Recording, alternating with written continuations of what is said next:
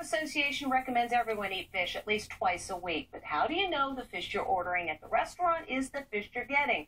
Truth is, you don't. And as Lisa Guerrero discovered on our Inside Edition fish test, you just might not be getting what you're paying for.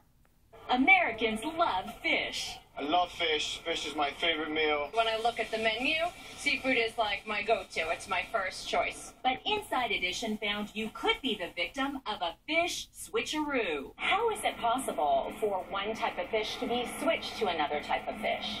Alexandra Papetis is the executive chef at Kalari Taverna in New York City and says it can easily happen in some restaurants. It's really people just capitalizing on people not really having a full knowledge base about fish.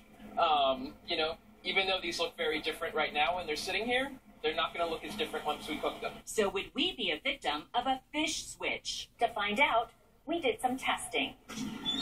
First, we visited 22 restaurants in Tampa and Atlanta. The grouper sandwich. And ordered cod, grouper, and catfish. Scooping out the crunchy grouper. We then packed the fish up and sent samples off to a lab for DNA testing.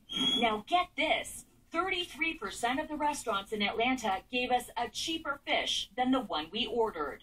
At Noodles Restaurant, we ordered fried grouper, a local favorite. But what we really got, according to the lab, was an Asian farmed fish called swai. Grouper goes for $20 a pound, while swai costs about $3 a pound.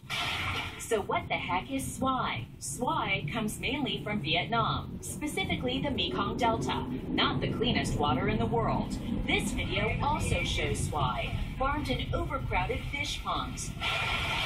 In a statement to Inside Edition, a fish industry spokesman insists the fish are some of the safest seafood you can eat, and it's a healthy, affordable fish, period.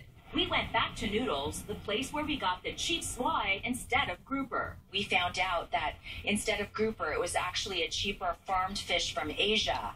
How can you explain that? Guess you didn't want to tell me. At Pascal's restaurant, we ordered catfish, but according to the lab, once again, we got swai. How do you think that happened? I had no idea. I apologize. I had no idea. I have to find out how that happened. At Copeland's, it was the same story. Are you substituting a cheaper fish for your catfish here? Like I said, I can't comment on that. I have to get with my marketing department, my general manager. Larry Olmsted, author of Real Food, Fake Food, says food substitutions is a dirty secret in the restaurant industry. Anytime you have a food that consumers can't readily identify with their eye, that you can substitute something cheaper for and get away with it, people are going to do that. All 10 of the restaurants we visited in Tampa gave us the fish we ordered. When we come back, we'll tell you